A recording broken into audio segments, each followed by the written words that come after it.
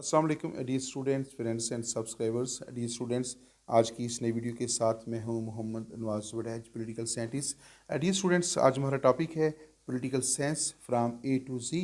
तो आज की इस वीडियो के अंदर जो है हमने पॉलिटिकल साइंस के अंदर इस्तेमाल होने वाली जो मुख्तलिफ टर्म्स होती हैं, जो वेरी इंपॉर्टेंट टर्म्स हैं, उनको अल्फ़ाबेटिकली जो है इस वीडियो के अंदर शामिल किया है।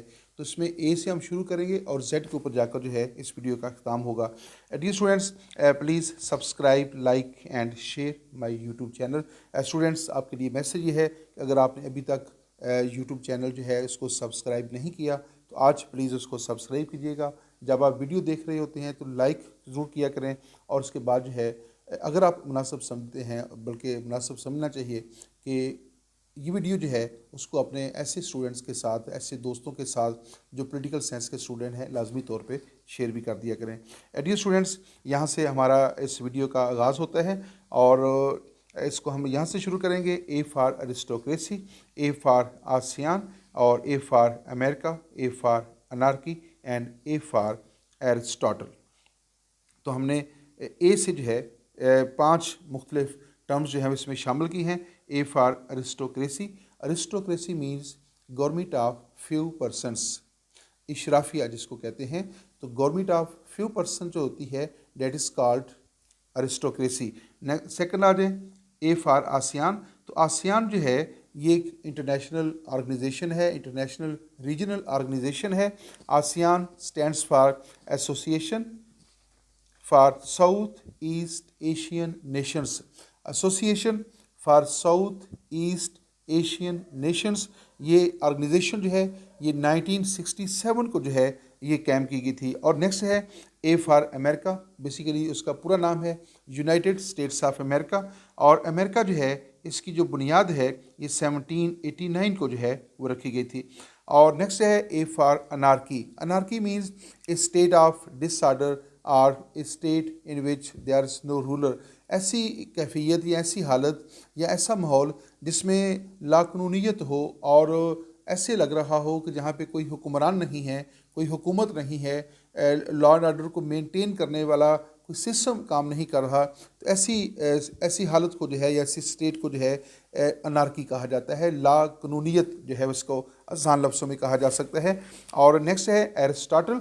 एरिस्टोटल जो है he is considered as the father of political science and founder of political science. और एरिस्टोटल जो है उसका तल्लुक़ था एंशिएंट ग्रीस के साथ, कदीम यूनान से इसका तल्लुक़ है। और इसको father of political science, founder of political science भी कहा जाता है। इसकी सबसे जो मशहूर किताब है वो है द पॉलिटिक्स, और ये पहला सियासी मुफक्कर था जिसने इल्म सियासियात को दीगर जो सोशल साइंसेज हैं उनसे अलग किया था। स्टूडेंट्स, नेक्स्ट हमारे पास जो स्लाइड है वो है बी की, और इसमें हम देखेंगे कि बी से कौन कौन से टर्म्स इसमें शामिल की गई हैं। Number 1, B for balance of power. Balance of power की टर्म जो है स्टूडेंट्स इंटरनेशनल रिलेशन के अंदर इस्तेमाल होती है। और बैलेंस ऑफ पावर का मतलब है कि दो ताकतों के दरमियान तवाज़ुन कायम हो जाना। जैसे सेकेंड वर्ल्ड वार के बाद जो है यूएसएसआर और यूनाइटेड स्टेट्स ऑफ अमेरिका के दरमियान जो है बैलेंस ऑफ पावर जो है वो कायम हुआ था। और नेक्स्ट हमारे पास है बफर स्टेट। नई टर्म है बफर स्टेट। बफर स्टेट से मुराद एक ऐसी रियासत होती है जो दो दुश्मन रियासतों के दरमियान वाक़या हो, और वो बफर स्टेट जो है वो उन दोनों दुश्मन रियासतों के दरमियान बराह रास्त जंग को रोक दे। तो ऐसी स्टेट जो है उसको बफर स्टेट कहा जाता है। नेक्स्ट है बेल्ट पेपर। बेल्ट पेपर बहुत सिंपल सी टर्म है जिसको हम आमतौर पे इंतखाबी पर्ची कहते हैं। जब इलेक्शंस होते हैं और इलेक्शन के ऊपर वो पर्ची जिसके ऊपर मुख्तलिफ उम्मीदवारों के नाम लिखे होते हैं, और जो वोटर होता है उसने उनमें से किसी एक उम्मीदवार को जो है वो उसका नाम स्टैम्प करना होता है, उसको वोट कास्ट करना होता है। तो वो पर्ची जो है इसको जो है बेल्ट पेपर कहा जाता है। नेक्स्ट है बर्लिन वॉल। ये बहुत इंपॉर्टेंट टर्म है बर्लिन वॉल। बर्लिन जो है बेसिकली इस वक्त जर्मनी का शहर है, और 1961 को जो है बर्लिन शहर को 2 हिस्सों में तकसीम कर दिया गया था, और उसके दरमियान में एक दीवार खड़ी कर दी गई थी जिसको बर्लिन वॉल कहा जाता है। तो एक ईस्ट बर्लिन बन गया, एक वेस्ट बर्लिन बन गया था। और फिर 1989 को जो है वो दीवार जो है वो दोबारा उसको ढा दिया गया, और उसके बाद जो है जो जर्मनी जो था, जो दो हिस्सों में बट गया था और बर्लिन शहर दो हिस्सों में बट गया था, उसकी दोबारा जो है वो रीयूनियन हो गई थी। तो ये जो दौर है ये बेसिकली कोल्ड वार का दौर है, यूएसएसआर के दरमियान और यूनाइटेड स्टेट्स ऑफ अमेरिका के दरमियान ये कोल्ड वार का दौर था। और नेक्स्ट हमारे पास टर्म है B for bicameral legislature. Dear students, जो लेजिस्लेचर है वो दो किस्म की होती है, एक बाई कैमरल लेजिस्लेचर होती है, एक यूनिकैमरल लेजिस्लेचर होती है। ऐसी लेजिस्लेचर जो दो हाउसेस के ऊपर मुश्तमिल हो, दो उसके ईवान हों, जिसमें एक लोअर हाउस होता है एक अपर हाउस होता है, उसको जो है वो बाई कैमरल लेजिस्लेचर कहा जाता है। जैसे पाकिस्तान की जो लेजिस्लेचर है that is by cameral, America और इंडिया और यूके, इन मुल्कों की जो लेजिस्लेचर हैं वो बाई कैमरल हैं।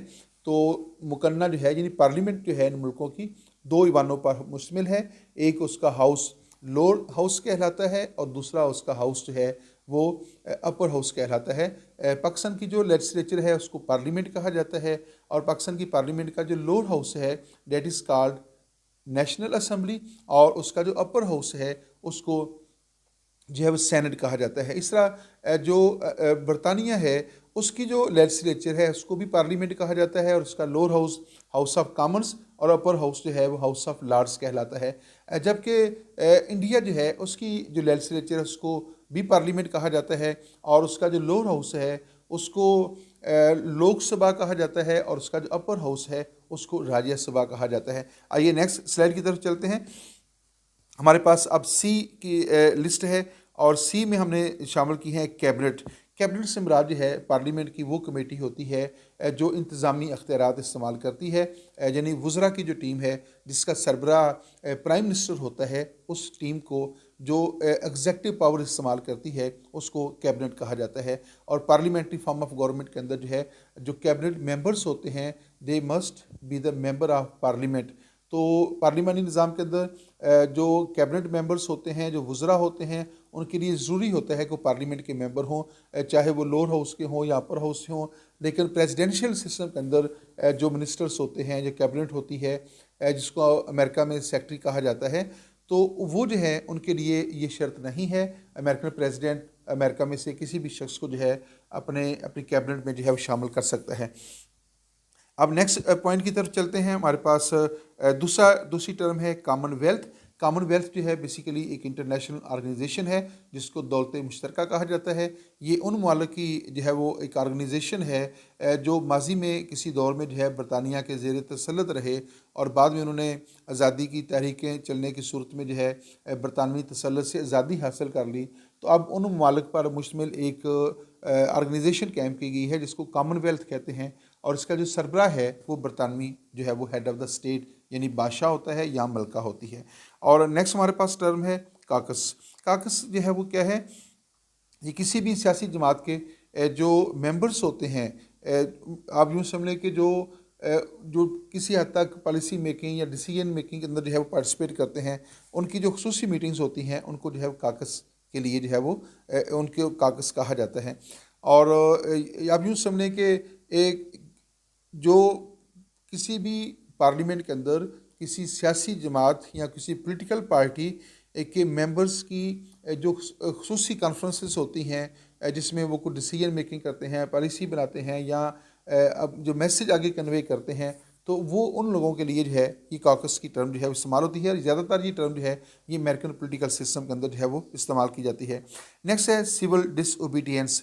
डिसओबीडियंस जो है सिविल नाफरमानी की तहरीक है। ये एक ऐसी तहरीक होती है जिसमें लोग जो हैं वो हुकूमती अहकामात को जो है मानने से इनकार कर देते हैं, हुकूमती कवानीन की खिलाफ वर्जी शुरू कर देते हैं, और वो ऐसी तहरीक को जो है सिविल डिसओबीडियंस जो है वो कहा जाता है। और नेक्स्ट हमारे पास टर्म है सी फॉर कोल्ड वार।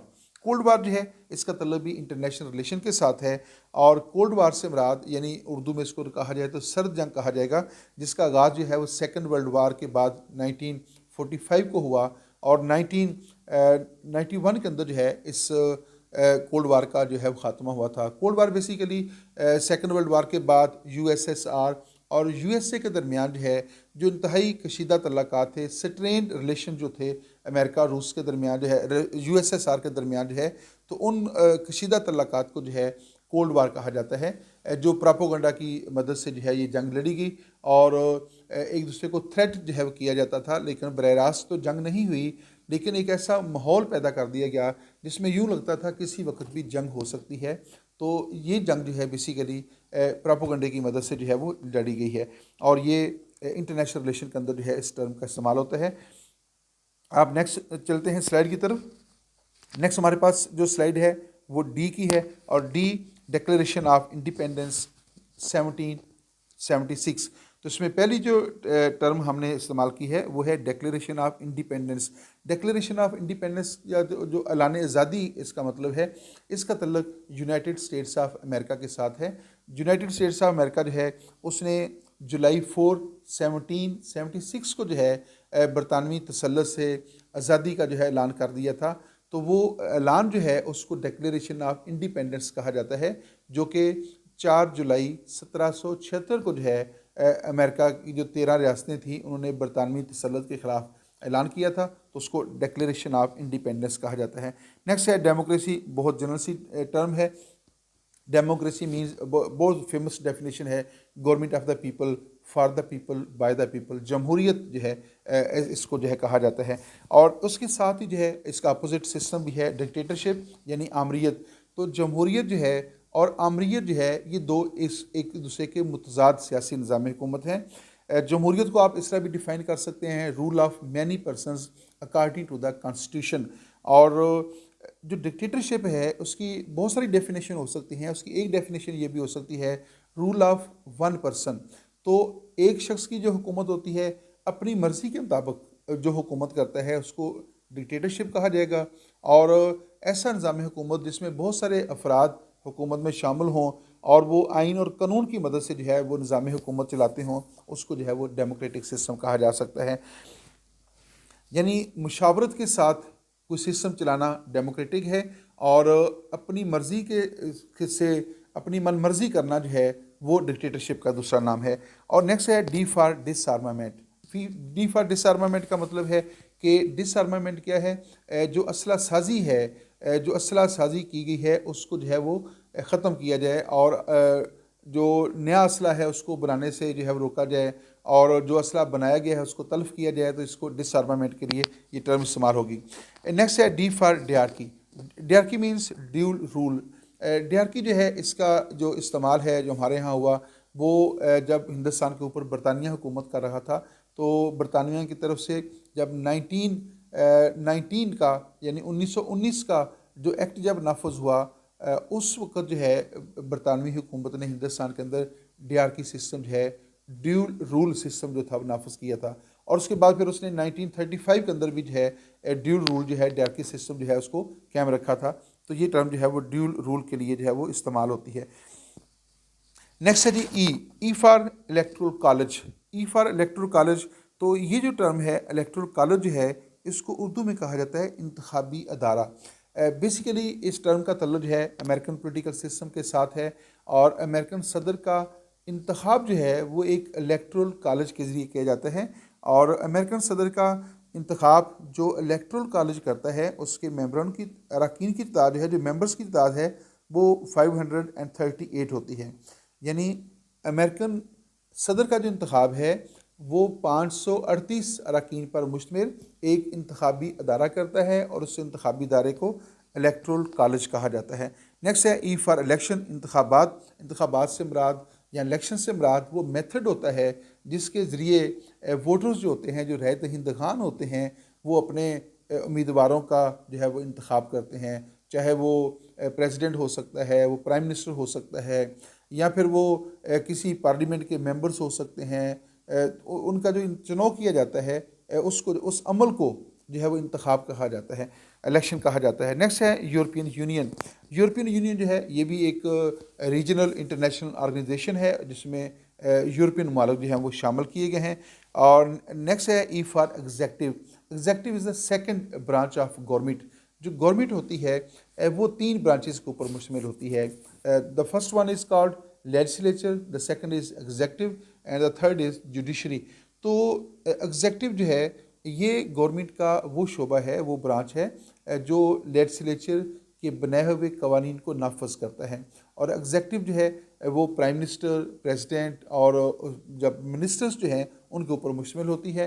अगर पार्लियामेंट्री फॉर्म ऑफ गवर्नमेंट है तो एग्जेक्टिव का चुनाव जो है पार्लियामेंट के अरकान में से किया जाएगा। अगर प्रेसिडेंशियल फॉर्म ऑफ गवर्नमेंट है तो प्रेसिडेंशियल फॉर्म ऑफ गवर्नमेंट के अंदर जो प्रेसिडेंट होता है उसका इंतखाब अवाम करते हैं, अपने वोटों से करते हैं। और जो कैबिनेट मेंबर्स होते हैं उनका चुनाव प्रेसिडेंट जो है वो अपनी मर्ज़ी से पूरे मुल्क में से जहाँ से चाहे कर सकता है।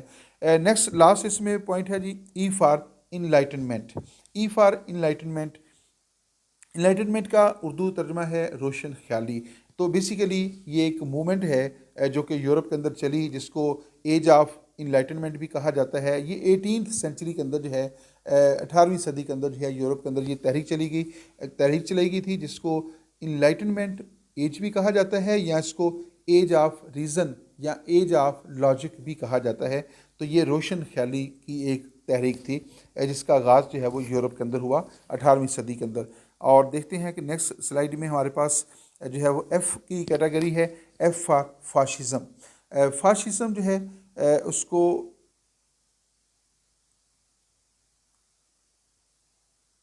जी, एफ़ फॉर फाशिज़म। फाशिज़म जो है अब यूँ समझ कि ये डिक्टेटरशिप की एक शक्ल है या ऑटोक्रेसी की एक शक्ल है। ताकत के ज़ोर पे जो है निज़ाम हुकूमत को चलाने का जो सिलसिला है जिसमें सियासी मुखालफिन के ख़िलाफ़ सख्त पॉलिसीज़ अख्तियार की जाती हैं। और फाशिज़म जो है बेसिकली 1922 के अंदर जो है इसका आगाज़ इटली से जो है वो मैसोलिनी ने किया था। और फाशिज़म जो है वो दरअसल एक आमरीत की ही आप यूँ समझ के दूसरी शक्ल है। ऑटोक्रेसी है, डिक्टेटरशिप है और यही फाशिज़म है जिसमें नेशनलिज़म को जो है प्रमोट करके जो है और मिलिट्री पावर की मदद से जो है रियासत को जो है चलाने की कोशिश जो है वो की जाती है।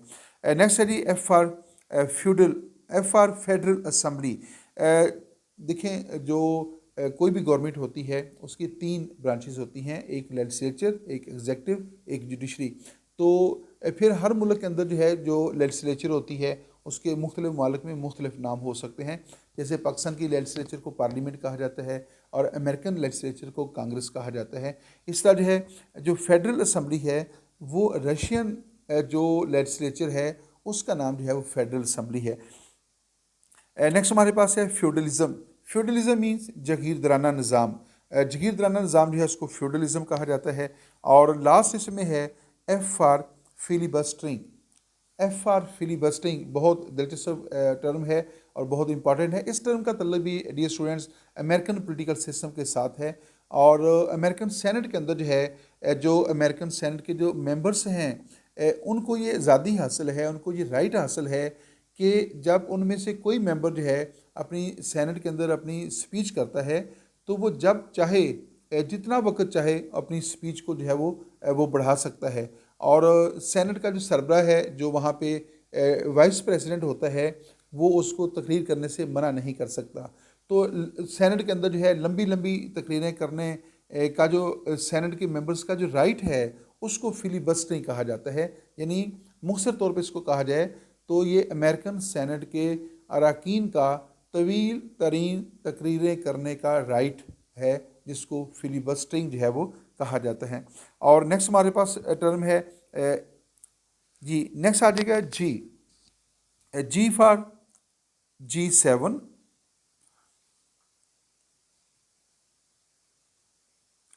तो इसमें जो टर्म्स इस्तेमाल हुई हैं जी फॉर G7 यानी ग्रुप ऑफ 7 और ग्रुप ऑफ 8। इसके अलावा इसमें गांधी, मोहनदास करमचंद और जी फॉर गेट और G for general assembly and G for gerrymandering. तो डियर स्टूडेंट इसमें नंबर 1 पे हम देखते हैं सबसे पहले जो है कि ये G7 और G8 क्या है। तो बेसिकली दुनिया के जो इंडस्ट्रियलाइज्ड कंट्रीज़ हैं, दुनिया के सबसे ज़्यादा मोस्ट इंडस्ट्रियलाइज्ड जो 8 कंट्रीज़ हैं, 8 कंट्रीज़ हैं, उन पर मुश्तमिल एक ऑर्गेनाइजेशन, एक इंटरनेशनल ऑर्गेनाइजेशन बनाई गई है जिसको G8 कहा जाए। पहले इसका नाम G7 था, अब उसका नाम G8 रख दिया गया है। तो इसमें दुनिया के वो मालिक हैं जो सनती एतबार से दुनिया में सबसे ज़्यादा जो है वो डेवलप्ड कंसीडर किए जाते हैं। उसमें कौन कौन से मुल्क शामिल हैं? G8 के अंदर शामिल है USA, और इसके अलावा UK है, बरतानिया है, और फ्रांस है, जर्मनी है, इटली है, कनाडा है, जापान है और रशिया है। तो ये जो 8 मुल्क हैं, दोबारा उनके नाम सुन लीजिएगा। G8 की मैं बात कर रहा हूँ, USA, UK, France, Germany, Italy, Canada, Japan और रशिया। तो ये 8 मुल्क जो हैं, इन पर मुश्तमिल जो इंटरनेशनल ऑर्गेनाइजेशन है उसको G8 कहा जाता है। तो ये दुनिया के सबसे सनती एतबार से इंडस्ट्रियल वाइज ये सबसे डेवलप्ड कंट्री जो हैं दुनिया के शुमार होते हैं।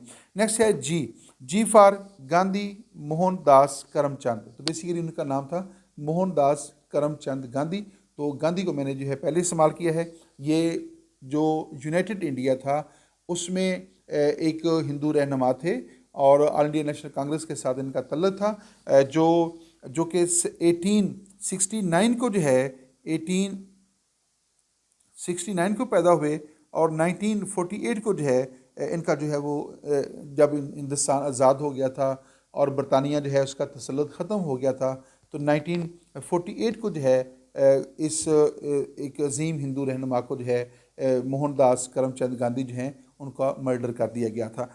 नेक्स्ट है जी फॉर गेट। गेट क्या है? General agreement on tariff and trade.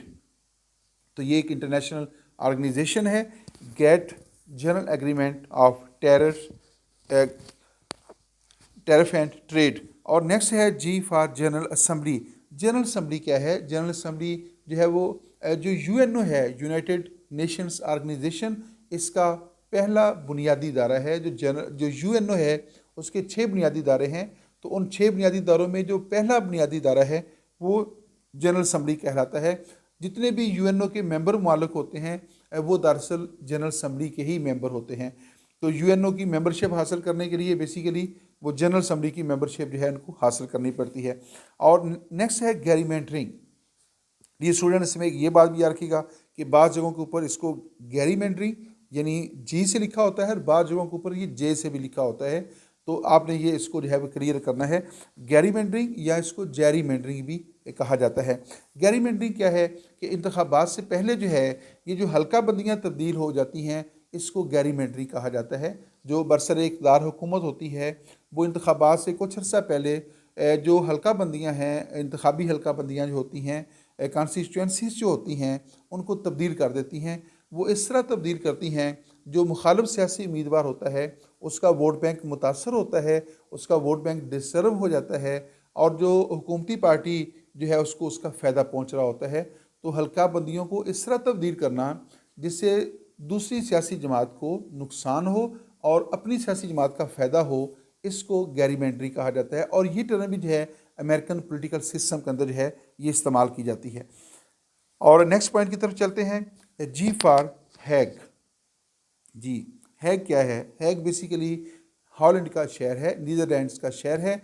और UNO जो है उसके जितने भी अदारे हैं उनके जो हेड ऑफिस हैं वो न्यूयॉर्क अमेरिका में जो है वाक़ हैं या बाकी शहरों में वाक़ हैं। लेकिन इंटरनेशनल कोर्ट ऑफ जस्टिस है UNO का जो छठा बुनियादी इदारा है, इंटरनेशनल कोर्ट ऑफ जस्टिस, बैनुल-अक़वामी अदालत इंसाफ, ये वाहिद इदारा है UNO का जो बुनियादी इदारे हैं जिसका हेड क्वार्टर जो है वो अमेरिका में कायम नहीं किया गया बल्कि नीदरलैंड्स के शहर हेग में जो है ये इदारा कायम किया गया है। इसलिए हेग जो है इस हवाले से बड़ी अहमियत का जो है वो हामिल शहर है क्योंकि यहाँ पे इंटरनेशनल कोर्ट ऑफ जस्टिस का हेड क्वार्टर जो है वो कायम है। नेक्स्ट है H for head of government and head of the state. दूसरी टर्म इसमें है H for head of the government और head of the state. Dear students, जो पॉलिटिकल सिस्टम होता है पार्लियामेंट्री सिस्टम के अंदर जो है एक हेड ऑफ द स्टेट होता है, एक हेड ऑफ द गवर्नमेंट होता है। जहाँ पे प्रेसिडेंशियल फॉर्म ऑफ गवर्नमेंट होता है वहाँ पे एक ही शख्स जो है वो हेड ऑफ द स्टेट भी है और हेड ऑफ द गवर्नमेंट के फ़रज़ भी सर अंजाम देता है। जैसे अमेरिकन प्रेसिडेंट जो होता है वो हेड ऑफ द स्टेट भी है और उसके साथ साथ हेड ऑफ द गवर्नमेंट भी है। लेकिन जहाँ पार्लियामेंट्री फॉर्म ऑफ गवर्नमेंट होगा जैसे पाकिस्तान में है, इंडिया में है या बरतानिया में है, तो यहाँ पे जो हेड ऑफ द स्टेट होता है वो पाकिस्तान में, इंडिया में प्रेसिडेंट होता है, बरतानिया में वो बादशाह या मलका होगा, जबकि हेड ऑफ द गवर्नमेंट जो है वो प्राइम मिनिस्टर होता है। तो ये जो है दो टर्म जो है वो पार्लियामेंट्री फॉर्म ऑफ गवर्नमेंट में और प्रेसिडेंशियल गवर्नमेंट में थोड़ी सी मुख्तलिफ तरीके से इस्तेमाल होती हैं। नेक्स्ट है H for house of Commons. House of Commons क्या है?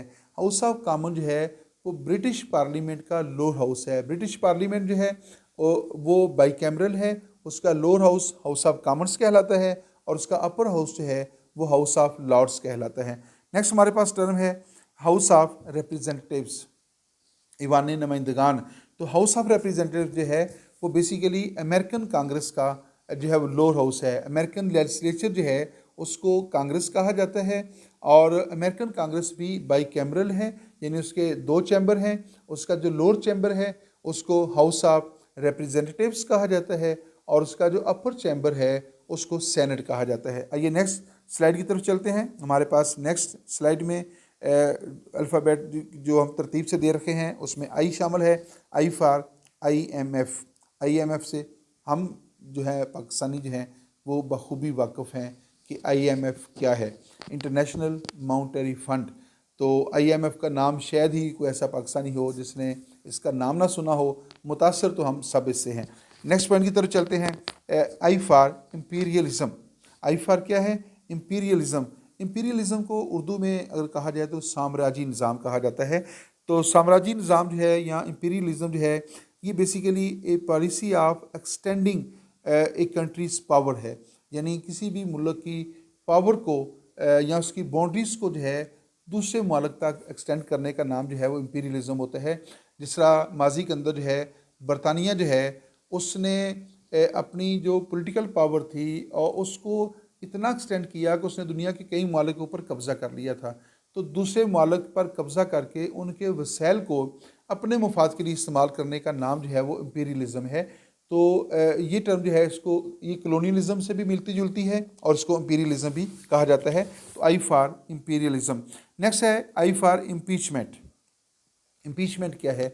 मुआखज़ा। उर्दू में इसको क्या कहा जाता है? मुआखज़ा। मुआखज़ा या इम्पीचमेंट है जो वो प्रोसेस है जिसके ज़रिए किसी भी प्रेसिडेंट को जो है उसके ओहदे से अलग किया जा सकता है। आपको सिंपल वर्ड्स में कहें तो ये कह लें कि अमेरिकन प्रेसिडेंट को उसके ओहदे से अलग करने का जो तरीक़ेकार है उसको इम्पीचमेंट कहा जाता है। तो इम्पीचमेंट से मुराद वो प्रोसेस है जिस पर अमल करके अमेरिकन कांग्रेस जो है वो अमेरिकन प्रेसिडेंट को उसकी मुकर्रर मुद्दत से पहले उसके ओहदे से अलग करती है। अगर अमेरिकन प्रेसिडेंट के ऊपर करप्शन का, बदनवानी का, अख्तियारात के को मिसयूज़ करने का ब्लेम हो तो फिर अमेरिकन कांग्रेस उसको इम्पीचमेंट के ज़रिए जो है उसको ओहदे से अलग करती है। अगर इम्पीचमेंट में वो इल्ज़ामात साबित हो जाएं तो फिर अमेरिकन सदर जो है वो अपने ओहदे से बरतरफ हो जाएगा। जिस अमल से बरतरफ होगा उसको इम्पीचमेंट कहा जाता है। नेक्स्ट है इंडिविजुअलिज़म। इंडिविजुअलिज़म पॉलिटिकल साइंस की बहुत मशहूर टर्म है। इनफरादियत पसंदी।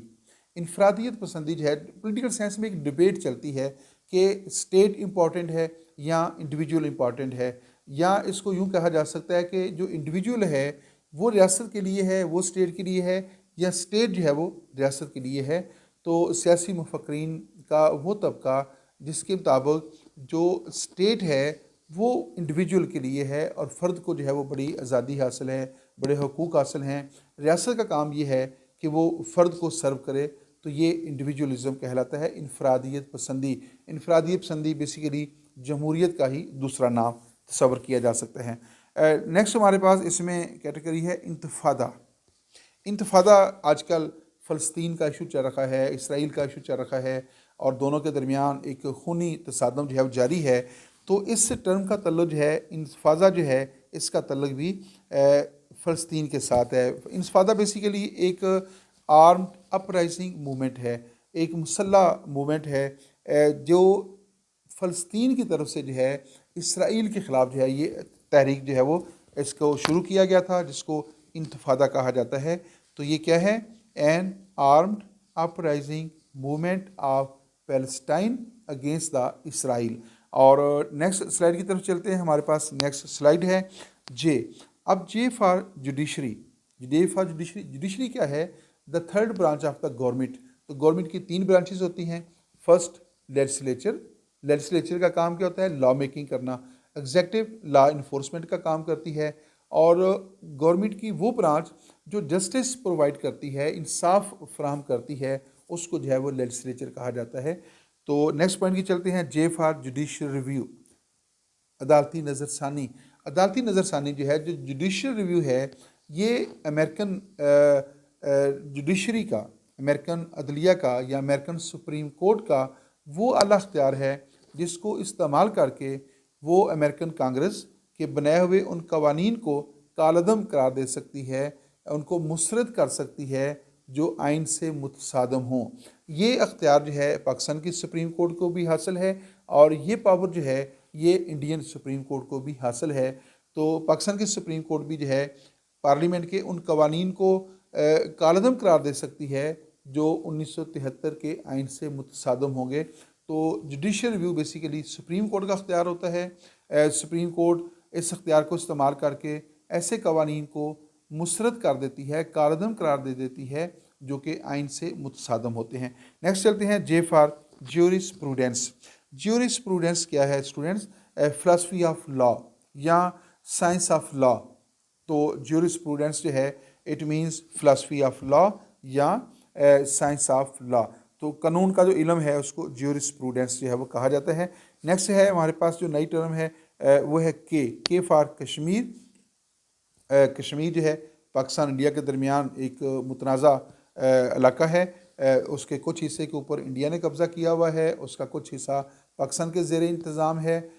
पाकिस्तान के हवाले से जो है जो इंडियन कश्मीर, इंडिया के ज़ेर कब्ज़ा कश्मीर है उसको हम इंडियन ऑक्यूपाइड कश्मीर कहते हैं और जो पाकिस्तान के ज़ेर इंतज़ाम कश्मीर है उसको आज़ाद कश्मीर कहा जाता है। नेक्स्ट हमारे पास टर्म है जी KGB। KGB जो है ये रशियन इंटेलिजेंस एजेंसी का नाम है। रूस की, रशिया की जो एक इंटेलिजेंस एजेंसी है उसको जो है वो उसका नाम है KGB। जैसे पाकिस्तान की इंटेलिजेंस एजेंसी का नाम है ISI और इंडियन जो इंटेलिजेंस एजेंसी है उसका नाम है RAW। तो जो रशियन इंटेलिजेंस एजेंसी है उसको KGB कहा जाता है। नेक्स्ट है जी के for king Martin Luther. King Martin Luther का तल्लुक जो है ये अमेरिका के साथ था। ये बेसिकली सिविल जो राइट्स हैं उनका एक लंबरदार था। सिविल राइट्स के तहफ़्फ़ुज़ के लिए जो है इसने आवाज़ बुलंद की।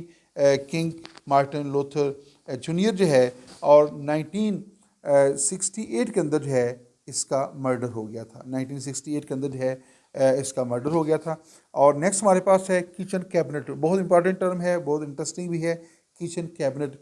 किचन कैबिनेट की जो टर्म है स्टूडेंट्स ये पार्लियामेंट्री फॉर्म ऑफ गवर्नमेंट के अंदर इस्तेमाल होती है। देखें कैबिनेट वैसे तो बहुत सारे मेंबर्स पर मुश्तमिल होती है। पाकिस्तान के अंदर कैबिनेट तो माशाल्लाह बड़ी सेहतमंद होती है, 80-90 तक भी बाज़ पहुँच जाती है। तो वज़ीर-ए-आज़म जो होता है, जो प्राइम मिनिस्टर होता है, उसके लिए मुमकिन नहीं होता कि वो तमाम वज़रा के साथ बराह रास्त रब्ता रखे। तो वज़ीर-ए-आज़म जो प्राइम मिनिस्टर है वो क्या करता है कि वो अपनी कैबिनेट में से, चाहे उनकी तादाद 10 है, 50 है, 100 है, 40 है, उसमें से इंतहाई काबिल एतमाद जो वज़रा होते हैं जिनकी तादाद 4-5 से ज़्यादा नहीं होती, तो वो वज़ीर-ए-आज़म जो है आम तौर पे उन्हीं के साथ जो है वो जब उसने पॉलिसी मेकिंग करनी होती है, कोई डिसीजन मेकिंग करनी होती है, तो वो उन 4-5 काबिल एतमाद वज़रा से ही जो है वो मुशावरत करता है। तो वो वज़रा जो वज़ीर-ए-आज़म के इंतहाई करीब होते हैं, जिनकी मुशावरत से ही वो पॉलिसी बनाता है, डिसीजन मेकिंग करता है, उसको जो है वो किचन कैबिनेट कहा जाता है और ये पार्लियामेंट्री फॉर्म ऑफ गवर्नमेंट के की टर्म इस्तेमाल होती है। नेक्स्ट है एल फॉर लिबरलिज्म। और लिबरलिज्म क्या है? लिबरलिज्म जो है वो बेसिकली जो है वो इसको आप कह लें कि इनलाइटनमेंट की दूसरी शक्ल है। इक्वल ऐसा ऐसा नज़रिया जिसमें तमाम जो लोग हैं उनके जो राइट्स हैं, पॉलिटिकल राइट्स हैं, सोशल राइट्स हैं, इकोनॉमिक राइट्स हैं, जितने उनके राइट्स हैं वो विदाउट एनी डिस्क्रिमिनेशन जो है वो इक्वल होने चाहिए। डेमोक्रेसी होनी चाहिए, पॉलिटिकल राइट्स जो हैं वो सेव होने चाहिए। तो ऐसा जो सिस्टम है उसको लिबरल पॉलिटिकल सिस्टम कहा जाता है जो कि डेमोक्रेसी के ऊपर जो है वो मुश्तमिल होता है। नेक्स्ट लेजिस फेयर जो है ये बेसिकली अदम मुदाखलत की पॉलिसी होती है कि हुकूमत की तरफ से या रियासत की तरफ से शहरियों और मुआशरे के जो मुआशी मामलात हैं उनके अंदर अदम मुदाखलत की जो पॉलिसी है उसको लाइसेंस फेयर जो है वो कहा जाता है। नेक्स्ट है एल फॉर लॉ। लॉ क्या है? कानून। Those rules and regulations which are enforced by the state are called law. तो लॉ से मुराद रूल्स एंड रेगुलेशंस होते हैं जिनको रियासत की तरफ से नाफिज किया जाता है, या जिसको मुख्तलिफ अदारे रियासत के बिहाफ के ऊपर जो है नाफिज करते हैं, उसको जो है वो लॉ कहा जाता है। तो बेसिकली ये रूल्स एंड रेगुलेशन का नाम है। नेक्स्ट है L for league of Nations. League of nation की टर्म जो है इससे आप बखूबी वाकिफ़ होंगे। और लीग ऑफ नेशन जो है एक इंटरनेशनल ऑर्गेनाइजेशन का नाम है, और ये फर्स्ट वर्ल्ड वार के बाद जो है ये लीग ऑफ नेशन जो है इसका क़याम जो था वो अमल में आया। फर्स्ट वर्ल्ड वार जो है मैं आपको बताता चलूँ कि 1914 के अंदर शुरू हुई और 1918 के अंदर जो है इसका इख्तिताम हुआ। तो जब जंग ख़त्म हुई तो उसके बाद एक इंटरनेशनल ऑर्गेनाइजेशन बनाई गई जिसका बेसिक ऑब्जेक्टिव ये था कि दुनिया को मुस्तक़बिल के अंदर जो है दूसरी आलमगीर जंग से रोका जाए। तो लीग ऑफ नेशन की जो सबसे बड़ी ज़िम्मेदारी बनाएगी वो ये था कि ये ऐसा माहौल पैदा करेगी ताकि दुनिया सेकंड वर्ल्ड वार की तबाहकारियों से महफूज रह सके। तो लीग ऑफ नेशन जो है बहरहाल अपना ये एजेंडा जो है या अपना ये मकसद जो है हासिल करने में बुरी तरह नाकाम रही, और 1939 के अंदर जो है सेकंड वर्ल्ड वार शुरू हो गई थी। नेक्स्ट है G L for legislature. Legislature जो है क्या है? हुकूमत का वो अदारा या वो शोबा जो कानून साजी करता है। तो जैसा इसका जिक्र बार बार हो रखा है, हुकूमत जो है गवर्नमेंट जो होती है उसकी 3 ब्रांचेस होती हैं। Number 1 legislature, number 2 executive, number 3 judiciary. तो लेजिस्लेचर जो है इसका काम क्या होता है? लॉ मेकिंग काम होता है। लॉ मेकिंग करना लेजिस्लेचर का काम है। और लेजिस्लेचर 2 किस्म की होती है, एक यूनिकैमरल होती है, दूसरी बाई कैमरल होती है। यूनिकैमरल लेजिस्लेचर जो है वो एक चैम्बर पर मुश्तमिल होती है। जैसा पाकिस्तान में 1956 और 1962 के आइन में यूनिकैमरल लेजिस्लेचर थी, और 1973 के आइन में जो है बाई कैमरल है। तो बाई कैमरल में जो लेजिस्लेचर होगी उसके 2 हाउस होते हैं, यहाँ उसके 2 चैम्बर होते हैं, एक लोअर हाउस चैम्बर और दूसरा अपर चैम्बर कहलाता है। आगे नेक्स्ट पॉइंट की तरफ चलते हैं। M for Machiavelli. मैकियावेली जो है बेसिकली एक पॉलिटिकल फिलासफर है जिसका तल्लुक इटली के साथ था, और ये 1469 को पैदा हुआ और 1527 को जो है इसकी डेथ होती है। मैकियावेली की सबसे जो मशहूर किताब है वो है द प्रिंस। द प्रिंस जो है इसका सबसे मशहूर काम है, और मैकियावेली वो शख्स है जिसको मॉडर्न पॉलिटिकल फिलासफी ने इसको इंट्रोड्यूस कराया, और ये सेकुलरिज्म का बानी भी कहा जाता है। नेक्स्ट है एम फॉर मैनिफेस्टो। मैनिफेस्टो को यह क्या कहा जाता है? मंशूर। सियासी जमातें इलेक्शन से पहले जो लाहे अमल देती हैं, जो प्रोग्राम देती हैं, उसको जो है मैनिफेस्टो कहा जाता है। और नेक्स्ट है M for martial law. Martial law जो है जब कोई फौजी जर्नैल जो है या फौजी अफीसर जो है वो फौजी ताकत को इस्तेमाल करके सियासी इक़्तिदार के ऊपर कब्ज़ा कर लेता है, तो उस कब्ज़े को जो है मार्शल लॉ कहा जाता है। जैसे पाकिस्तान के अंदर अयूब खान ने मार्शल लॉ लगाया, फिर याह्या खान ने लगाया, फिर प्रेम मुशर्रफ ने मार्शल लॉ लगाया था, और फिर इसके पहले जो है वो ज़िया-उल हक ने मार्शल लॉ लगाया। दुनिया में और बहुत सारे ममालिक में जो है वक्तन फ़क्तन मार्शल लॉ लगते रहे हैं, लेकिन आजकल जो है मार्शल लॉ का ट्रेंड काफ़ी हद तक जो है वो महदूद हो गया है। तो मार्शल लॉ जो है बेसिकली फ़ौज का इक़्तिदार के ऊपर कब्ज़ा करके हुकूमत चलाने का नाम है। नेक्स्ट है एम फॉर मार्क्सिज़म। मार्क्सिज़म जो है कार्ल मार्क्स की जो फ़िलासफ़ी है, कार्ल मार्क्स के जो पॉलिटिकल आइडियाज़ हैं, जो कम्युनिज़म के ऊपर मुश्तमिल हैं, तो कार्ल मार्क्स के आइडियाज़ को जो है उसके नाम की निस्बत से जो है उसको मार्क्सिज़म कहा जाता है। आइए नेक्स्ट चलते हैं। N for nationalism. N for nationalism. तो नेशनलिज़म क्या है? जज्बा कौमियत परस्ती या कौमियत पसंदी नेशनलिज़म है। और नेक्स्ट है एन फॉर नेहरू जवाहरलाल। जवाहरलाल नेहरू जो है ये भी पाकिस्तान मूवमेंट के दौरान या जब बरतानिया हिंदुस्तान के ऊपर काबज़ था तो ये एक हिंदू रहनुमा थे। ऑल इंडिया नेशनल कांग्रेस के साथ इनका तल्लुक था। इनके वालिद भी जो है बड़े नामवर सियासतदान रहे हैं, मोतीलाल नेहरू। और जवाहरलाल नेहरू जो हैं ये इंडिया के पहले प्राइम मिनिस्टर भी बने, इंडिया के पहले प्राइम मिनिस्टर भी रहे। और 1889 के अंदर जो है इनकी पैदाइश हुई, और 1964 के अंदर जो है इनका इंतकाल हुआ है। तो ये इंडिया के पहले प्राइम मिनिस्टर भी रहे हैं। N for NGOs। NGOs means non governmental organisations. Non governmental organisations, NGO, non governmental organisations. और नेक्स्ट है N for nuclear non proliferation. Nuclear non proliferation जो है ये बेसिकली एटमी असले के अदम फैलाव का नाम है। एटमी असला जो है उसके अदम फैलाव को न्यूक्लियर नॉन प्रोलिफरेशन कहा जाता है। बेसिकली इसको थोड़ा सा और मैं आपको क्लियर कर दूं, ये एक ट्रीटी है NPT, वो है non nuclear non proliferation treaty. तो एटमी असले के अदम फैलाव का मुआहदा, लेकिन यहाँ पे ट्रीटी की टर्म इस्तेमाल नहीं की गई और उसमें सिर्फ न्यूक्लियर नॉन प्रोलिफरेशन कहा गया है, जो कि एटमी असले के अदम फैलाव को कहा जाता है। नेक्स्ट हमारे पास है ओ फॉर ओलिगार्की। ओलिगार्की जो है जो ये जो टर्म है ओलिगार्की, बेसिकली जी एक मिनट जी ओलिगार्की क्या है? इसको उर्दू में अगर कहा जाए तो ये है चंद सरी हुकूमत। एक निज़ाम हुकूमत है अरिस्टोक्रेसी। तो ओलिगार्की जो है basically is the perverted form of aristocracy. Aristocracy क्या है? Rule of few persons, rule of few noble persons, तो उसको अरिस्टोक्रेसी कहा जाता है। जब वो फ्यू नोबल पर्सन जो हैं वो सेल्फिश हो जाते हैं और वो अवाम की बजाय और अपने मफादात को देखना शुरू कर देते हैं, तो फिर वो अरिस्टोक्रेसी जो है वो कन्वर्ट हो जाती है इनटू ओलिगार्की। तो जो अरिस्टोक्रेसी है उसको इशराफिया कहा जाता है, और जब वो ओलिगार्की में तब्दील हो जाती है तो उस वक्त उसको चंद सरी हुकूमत कहा जाता है। नेक्स्ट है इसमें दूसरा हमारे पास है ओपिक। ओपिक क्या है? ये एक इंटरनेशनल ऑर्गेनाइजेशन है, organisation of petroleum exporting countries. ये उन मालिक की तंजीम है जो पेट्रोल जो है वो प्रोड्यूस करते हैं, और उन मालिक पर मुश्तमिल एक तंजीम कायम की गई है जिसको organisation of petroleum exporting countries कहा जाता है, और ये 1960 के अंदर जो है इसकी बुनियाद रखी गई थी। एक और इंटरनेशनल ऑर्गेनाइजेशन है O for OIC, organisation of Islamic cooperation. पहले इसका नाम था ऑर्गेनाइजेशन ऑफ इस्लामिक कॉन्फ्रेंस, और इसकी बुनियाद रखी गई 1969 के अंदर। बाद में इसका नाम तब्दील कर दिया गया, ऑर्गेनाइजेशन ऑफ इस्लामिक कोऑपरेशन रख दिया गया है। तो ये तंजीम जो है ये 1969 के अंदर जो है मोरक्को जो है उसके दारुल हुकूमत रबात में जो है इसकी बुनियाद रखी गई थी। और आगे नेक्स्ट पॉइंट की तरफ चलते हैं।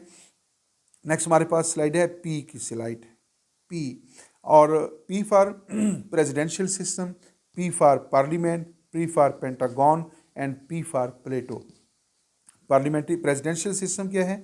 प्रेसिडेंशियल सिस्टम जो है एक ऐसा पॉलिटिकल सिस्टम है जिसमें जो लेजिस्लेचर है और जो एग्जेक्टिव है उसके दरमियान सेपरेशन ऑफ पावर्स पाई जाती है। ऐसा पॉलिटिकल सिस्टम जिसमें लेजिस्लेचर और एग्जेक्टिव के दरमियान सेपरेशन ऑफ पावर्स हो, यानी उनके दरमियान अलहदगी अख्तियारात हो, तो वो प्रेसिडेंशियल सिस्टम होता है। और नेक्स्ट है पार्लियामेंट। तो जो पार्लियामेंट है ये बार बार डिस्कस हो रखा है। पार्लियामेंट बेसिकली एक कानून साज अदारा होता है। जो लेजिस्लेचर है उसको जिन मुल्क में पार्लियामेंट्री फॉर्म ऑफ गवर्नमेंट होता है वहाँ पे अमूमन उसको जो है पार्लियामेंट का नाम दिया जाता है, लेकिन ज़रूरी नहीं है कि बाज़ मुल्क में लेजिस्लेचर को नेशनल जो है वो कांग्रेस कहा जाता है, किसी में उसको पार्लियामेंट कहा जा सकता है, किसी में उसको मजलिस शूरा कहा जा सकता है। तो मुख्तलिफ मुल्क में उसके मुख्तलिफ नाम होते हैं, लेकिन इसका बेसिक काम जो है वो लॉ मेकिंग होता है। नेक्स्ट है पेंटागन। पेंटागन क्या है? अमेरिकन जो डिफेंस डिपार्टमेंट है उसका हेड क्वार्टर जो है पेंटागन है, जो कि वाशिंगटन में वाक़ है। और फिर है पी फॉर, ये भी हो गया, ये हमारे पास कुछ टर्म्स हो गई हैं जी। पी फॉर प्लेटो। प्लेटो क्या है? एक ग्रीक फ़िलासफ़र है, कदीम यूनान से इसका तल्लुक़ है, ग्रीस से इसका तल्लुक़ था, और ये सुक्रेटिस का ये तालिब इल्म है, उसका स्टूडेंट था सुक्रेटिस का जो है। और एरिस्टोटल जो है ये प्लेटो का स्टूडेंट था, और ये 427 BC को पैदा हुआ और 347 BC को जो है इसका इंतकाल हुआ था। प्लेटो की सबसे जो मशहूर किताब है वो है द रिपब्लिक। द रिपब्लिक जो है इसकी सबसे मशहूर किताब है, और एंशियंट ग्रीस के साथ जो है इसका ताल्लुक़ था। और नेक्स्ट पॉइंट की तरफ चलते हैं जी। हमारे पास Q for queen. Q for queen जो है जहाँ पे मोनार्की का सिस्टम पाया जाता है, वहाँ पे जो हेड ऑफ़ द स्टेट होता है या हेड ऑफ़ द गवर्नमेंट है, अगर वो मेल है तो वो किंग कहलाएगा, अगर कोई ख़तून है तो फिर वो क्वीन कहलाएगी। जैसे बरतानिया के अंदर जो है वक्तन फ़क्तन जो है वहाँ पे मलका जो है या क्वीन जो है हेड ऑफ द स्टेट के फ़रज़ भी सर अंजाम देती रही है। नेक्स्ट हमारे पास टर्म्स हैं क्वांटिटेटिव रिसर्च और क्वालिटेटिव रिसर्च। ये जो रिसर्च के लोग काम करते हैं पॉलिटिकल साइंस के अंदर भी हर सब्जेक्ट के अंदर जो है इन टर्म्स का इस्तेमाल होता है। रिसर्च की दो बेसिक जो रिसर्च है उसकी दो इकसाम होती हैं, एक क्वांटिटेटिव रिसर्च कहलाती है, दूसरी जो है वो क्वालिटेटिव रिसर्च कहलाती है। और नेक्स्ट हमारे पास है कोरम। कोरम जो है वो बेसिकली पार्लियामेंट की या पार्लियामेंट के किसी हाउस की वो मखसूस तादाद होती है जो पार्लियामेंट का सेशन जो है उसको जारी रखने के लिए ज़रूरी हो, या यानी वो मखसूस तादाद या वो मिनिमम स्ट्रेंथ जो है किसी भी हाउस की जो पार्लियामेंट की जो प्रोसीडिंग्स हैं उनको जारी रखने के लिए लाजमी हो, उसको कोरम कहा जाता है। जैसे जो ब्रिटिश पार्लियामेंट है उसका जो हाउस ऑफ कॉमन्स है उसका कोरम 40 मेंबर्स मुकर्रर किया गया है, और पाकिस्तान के अंदर जो है वो उसका 1/4 यानी टोटल मेंबर्स का 1/4 कोरम जो है वो मुकर्रर किया गया है। आइए नेक्स्ट स्लाइड की तरफ चलते हैं। नेक्स्ट है आर फॉर रेडिकल पार्टीज़। तो इसमें जो आर है उसमें यहाँ जो है वो रेडिकल पार्टीज़ है।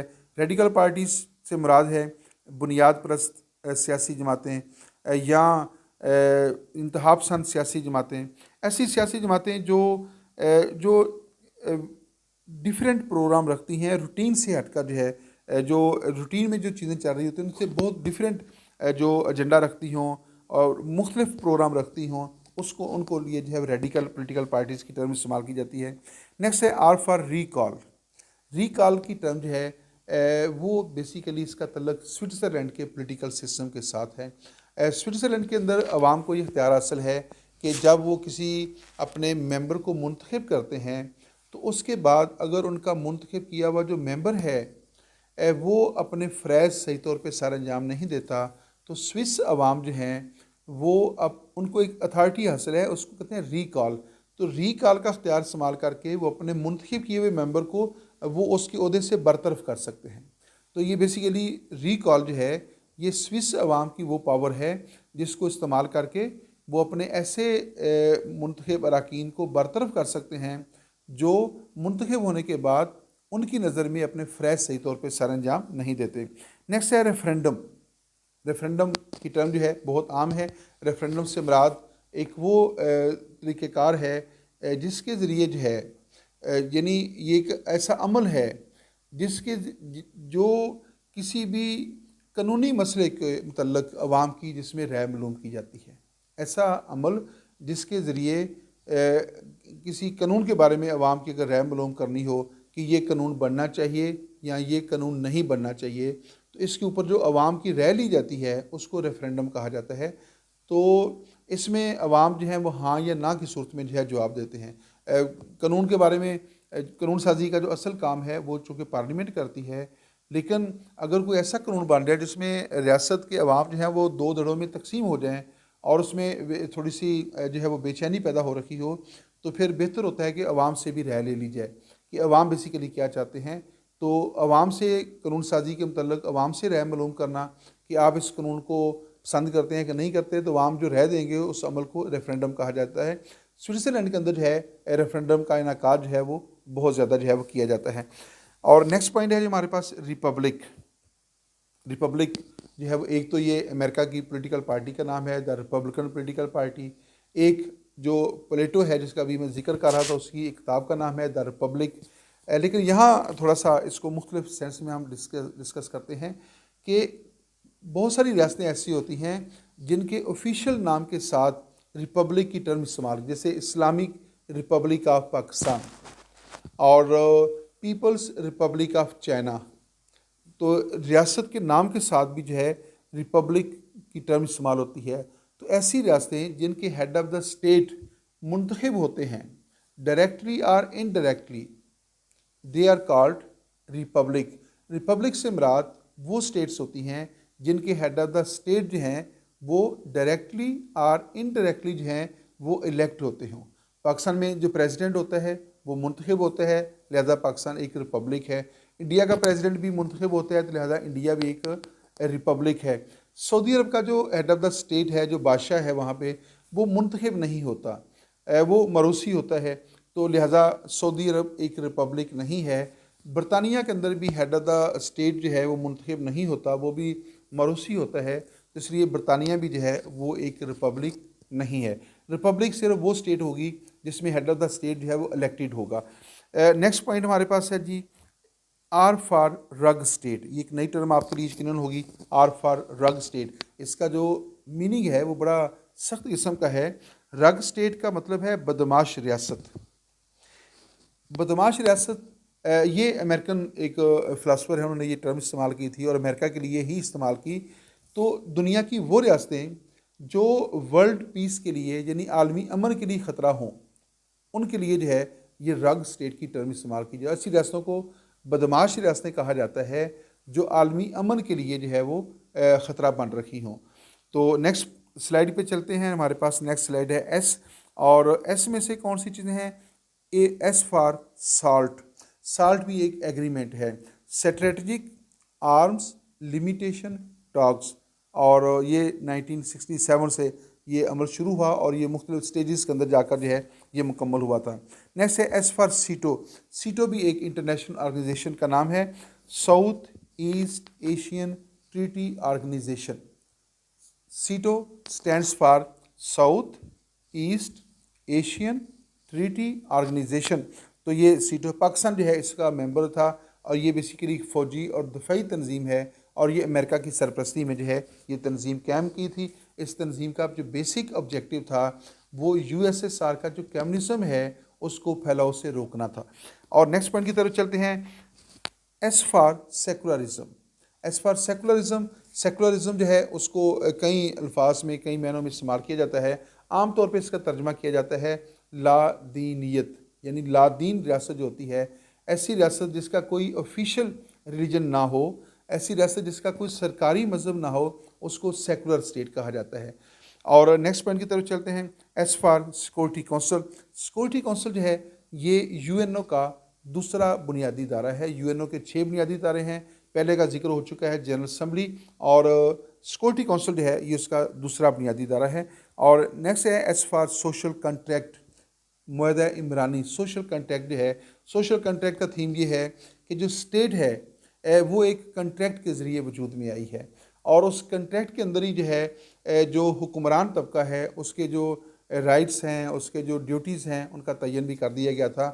3 सियासी मुफक्रीन के नाम उसमें बड़े इंपॉर्टेंट हैं, थॉमस हॉब्स, जॉन लॉक और रूसो। ये वो लोग हैं जिनको सोशल कंट्रैक्चुअलिस्ट भी कहा जाता है, और सोशल कंट्रैक्ट पेश करने में सबसे बड़ी सबसे जो हैं वो थॉमस हॉब्स की हैं, जॉन लॉक की हैं और रूसो की हैं। और नेक्स्ट पॉइंट हमारे पास है टी फॉर टेररिज्म, दहशत गर्दी।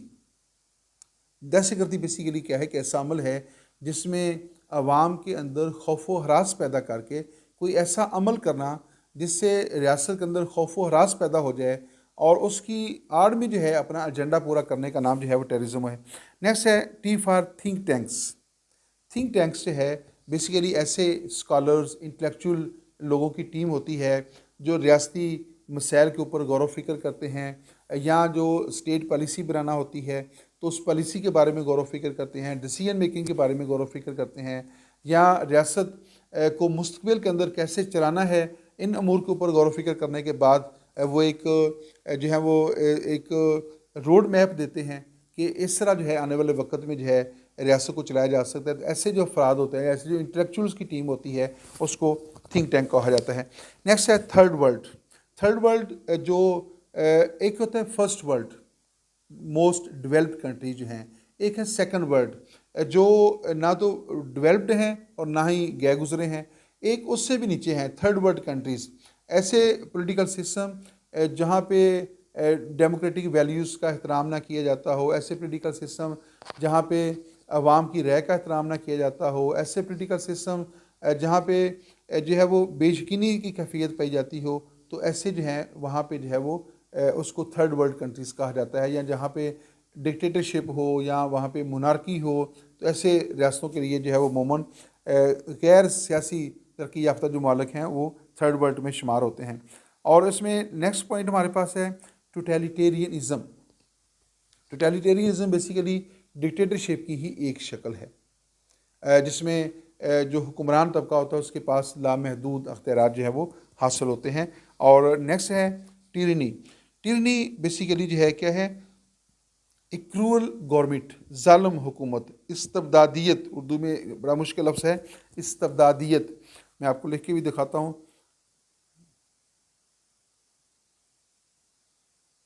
तो ये बाज़ का जो है हमारे अखबारात के अंदर जो है, जब हुकूमत कोई सख्त पॉलिसी अपने मुखालफिन के ख़िलाफ़ इंतहाई सख्त रवैया अख्तियार करती है, तो उस वक़्त अखबारात में जो अदारिये लिखे जाते हैं तो उसमें ये लफ्ज़ इस्तेमाल होता है कि हुकूमत अपने इस्तबदादी हथगंडों से बाज आ जाए, ऐसी टर्म जो है वो इस्तेमाल की जाती हैं। तो टिरनी जो है अब यूँ समझने के रूल ऑफ क्रूएल्टी है, जो जालमाना हुकूमत, जिसको ताकत, ज़बर और जुल्म की मदद से हुकूमत को चलाया जाता है, ऐसी हुकूमत को टिरनी कहा जाता है। नेक्स्ट स्लाइड की तरफ चलते हैं। हमारे पास नेक्स्ट स्लाइड है यू फॉर यूनिकैमरलिज्म। इसका बहुत दफ़ा जिक्र हो गया है। यूनिकैमरलिज्म क्या है? बाई कैमरलिज्म और यूनिकैमरलिज्म। अगर लेजिस्लेचर जो है वो एक हाउस के ऊपर मुश्तमिल हो तो वो यूनिकैमरलिज्म होगा। अगर वो दो हाउसेस के ऊपर मुश्तमिल है तो फिर वो बाई कैमरलिज्म होगा। पाकिस्तान में 1956 और 1962 का जो कॉन्स्टिट्यूशन है उसमें यूनिकैमरलिज्म था और 1973 के अंदर जो है बाई कैमरलिज्म लाया गया है। नेक्स्ट हमारे पास टर्म है you for United states of America. United states of America इस वक्त दुनिया की सुपर पावर है और यूनाइटेड स्टेट्स ऑफ अमेरिका जो है इसका जो क़याम है वो 1789 को हुआ। तो 1789 को जो है यूनाइटेड स्टेट्स ऑफ अमेरिका की बुनियाद रखी गई है। यूनाइटेड स्टेट्स ऑफ अमेरिका के अंदर जो है वो प्रेसिडेंशियल फॉर्म ऑफ गवर्नमेंट पाया जाता है। ये दुनिया की सबसे बड़ी फौजी ताकत भी है और इस वक्त दुनिया के ऊपर जो है इस रियासत को एक सुपर पावर रियासत का रोल भी हासिल है। ये दुनिया की वाहद सुपर पावर इस वक्त है। एक वक्त था कि जब USSR को भी सुपर पावर का स्टेटस हासिल हो गया था, लेकिन 1990 और 91 के अंदर जब कोल्ड वार का अख्ताम हुआ और USSR जो है वो कोलैप्स कर गया, तो उसके बाद वो बतौर सुपर पावर भी उसका रोल जो था ख़त्म हो गया था। तो इस वक्त जो है दुनिया के अंदर यूनिपोलर सिस्टम है और उस यूनिपोलर सिस्टम के अंदर जो USA है, अमेरिका जो है वो सिंगल सुपर पावर का रोल जो है वो अदा कर रखा है। नेक्स्ट हमारे पास टर्म है यूनाइटेड अरब एमिरेट्स। तो यूनाइटेड अरब एमिरेट्स जो है वो क्या है? एक रियासत का नाम है जिसको आमतौर पे हम UAE कहते हैं या दुबई कहते हैं। तो दुबई किसी मुल्क का नाम नहीं है। दुबई बेसिकली क्या है? यूनाइटेड अरब एमिरेट्स की एक रियासत है या उसकी एक यूनिट, उसका एक यूनिट है या उसका एक सूबा है। तो यूनाइटेड अरब एमिरेट्स जो है ये बुनियादी तौर पे 7 एमिरेट्स पर मुश्तमिल जो है वो एक रियासत का नाम है। नेक्स्ट है यूटिलिटेरियनिज़म। यूटिलिटी से है। यूटिलिटेरियनिज़म क्या है? अफादियत पसंदी, यानी वो काम करना चाहिए, वो कानून बनाना चाहिए जिसमें ज़्यादा से ज़्यादा लोगों का जो है वो फ़ायदा हो और कम से कम जो है वो नुकसान हो। और नेक्स्ट स्लाइड पे है, हम इख्तिताम की तरफ जा रहे हैं। V for veto powers. Veto power जो हैं कौन सी हैं?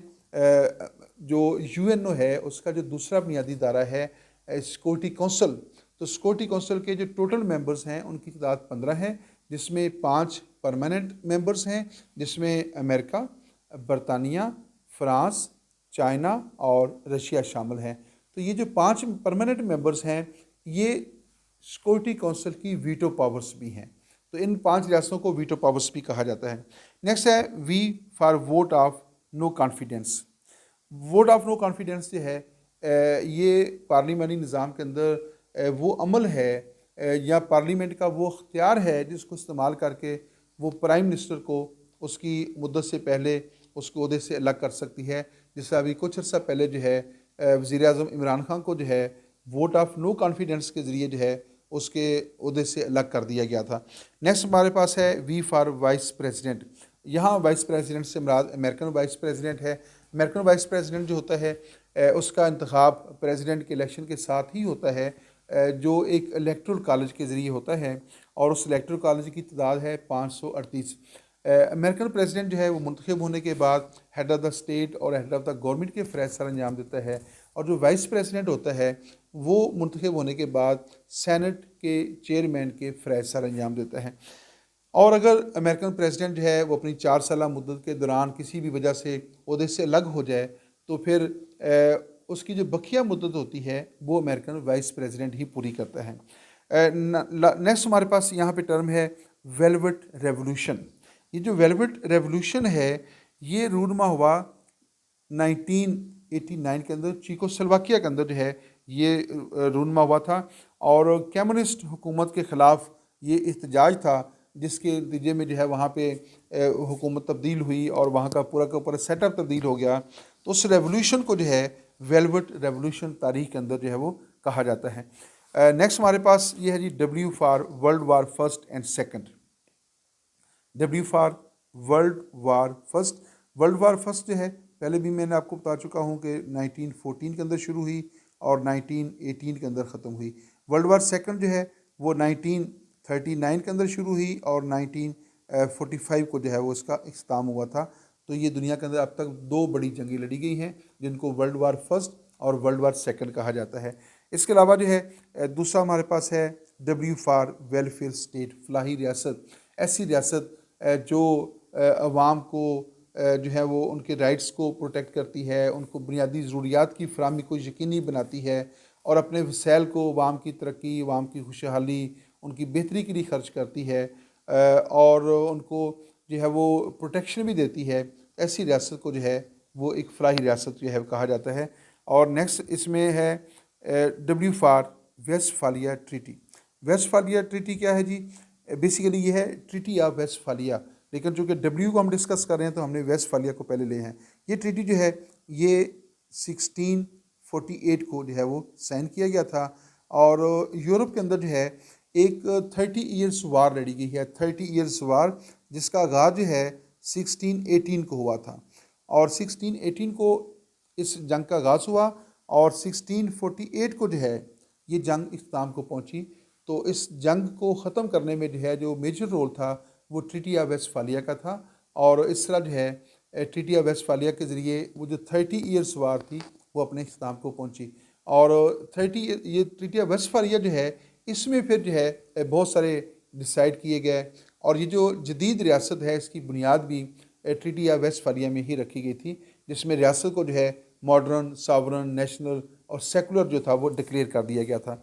नेक्स्ट है W फॉर वाइट हाउस। जो अमेरिकन प्रेसिडेंट है उसकी जो ऑफिशियल रेजिडेंस है उसको वाइट हाउस कहा जाता है। वाइट हाउस क्या है? Official residence of American president. और नेक्स्ट है W फॉर वर्ल्ड गवर्नमेंट।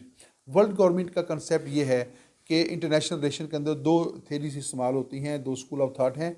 एक है आइडियलिस्ट स्कूल ऑफ थाट और दूसरा है रियलिस्टिक स्कूल ऑफ थाट। तो जो आइडियलिस्ट स्कूल ऑफ थाट है वो एक जो है वो पॉइंट ऑफ व्यू पेश करते हैं कि दुनिया के अंदर ये जो जंगें होती हैं इनको रोकने का एक तरीका ये है कि ये रियासतें ख़त्म कर दी जाएँ और पूरी दुनिया के ऊपर मुश्तमिल एक गवर्नमेंट कायम कर दी जाए, यानी कि वर्ल्ड गवर्नमेंट कायम हो और उस वर्ल्ड गवर्नमेंट के अंदर पूरी दुनिया का एक प्रेसिडेंट हो, पूरी दुनिया का एक ही प्राइम मिनिस्टर हो और पूरी दुनिया के अंदर एक लेजिस्लेचर हो, एक एग्जेक्टिव हो, एक जुडिशरी हो।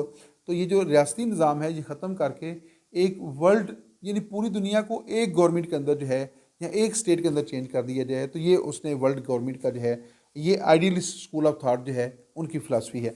और नेक्स्ट चलते हैं, हमारे पास नेक्स्ट क्या है? X for. तो मैंने काफ़ी कोशिश की कि कोई ऐसा लफ्ज़ मिल जाए जो पॉलिटिकल साइंस से ताल्लुक़ रखता हो और वो X से शुरू होता हो, तो कोशिश के बावजूद जो है मुझे नहीं मिला। बहरहाल आपकी ये ज़िम्मेदारी है कि आप ये कोशिश कीजिएगा, कोई ऐसा लफ्ज़ ज़रूर तलाश कीजिएगा जिसका आगाज़ X से होता हो और उसका ताल्लुक़ डायरेक्टली और इनडायरेक्टली जो है वो पॉलिटिकल साइंस के सब्जेक्ट से भी वो बनता हो, उससे रिलेट करता हो। नेक्स्ट हमारे पास है जी Y फॉर याल्टा कॉन्फ्रेंस। जब UNO के क़याम के लिए कोशिश की जा रही थी तो एक कॉन्फ्रेंस जो है वो याल्टा के अंदर मुनक्कद की गई 1945 के अंदर, तो उसको याल्टा कॉन्फ्रेंस कहते हैं। नेक्स्ट है Y for yellow dog contract. Yellow dog contract जो है बेसिकली एक वो कॉन्ट्रैक्ट होता है जो फैक्ट्री कारखाने के मालिक और वहाँ काम करने वाले वर्कर्स के दरमियान इस शर्त के ऊपर होता है कि अगर उसको जॉब दे दी गई तो वो किसी भी किस्म की लेबर यूनियन के अंदर की मेंबरशिप हासिल नहीं करेगा और अपने आप को लेबर यूनियन से अलग रखेगा। तो ये जो कंट्रैक्ट है इसको येलो डॉग कंट्रैक्ट कहा जाता है। येलो डॉग कंट्रैक्ट जो है इस मुआहदे के ज़रिए क्या किया जाता है, मज़दूरों को लेबर यूनियन में शमूलियत से मना कर दिया जाता है, और अगर वो इसकी वायलेशन करते हैं तो उनकी जॉब जो है वो डिसकंटिन्यू कर दी जाती है। आइए नेक्स्ट चलते हैं। नेक्स्ट हमारे पास देखते हैं क्या है। नेक्स्ट हमारे पास है Z for zone of peace. Zone of peace किसी भी इलाके को जो है वो कहा जा सकता है कि ये जोन ऑफ पीस है, यानी इसमें किसी किस्म की जंगी कार्रवाइयाँ जो है वो नहीं होंगी। और नेक्स्ट है Z for zone prohibited for flights. तो बाज़ इलाके ऐसे हैं कि जिनके मतलब ये डिसीजन कर दिया जाता है कि इसमें किसी भी किस्म की कोई भी फ़्लाइट जो है वो परवाज़ नहीं कर सकती, उसको जोन प्रोहिबिटेड फॉर फ्लाइट्स, यानी फ़्लाइट्स को प्रवास करने से उसमें से रोक दिया जाता है, ऐसा इलाका जो है इससे मुराद है। और लास्ट इसमें है जेड फॉर ज़ीरो आवर्स। तो जेड फॉर ज़ीरो आवर जो है ये दरअसल पार्लियामेंट्री सिस्टम के अंदर इस्तेमाल होने वाली टर्म है, जिसमें एक पार्लियामेंट के अंदर जब सेशन शुरू होता है तो उसमें एक वक्त महसूस कर दिया जाता है जिसमें जो है वो अरकान पार्लियामेंट जो है वो क्वेश्चनिंग कर सकते हैं, तो उसको जो है वो ज़ीरो आवर्स जो है वो कहा जाता है।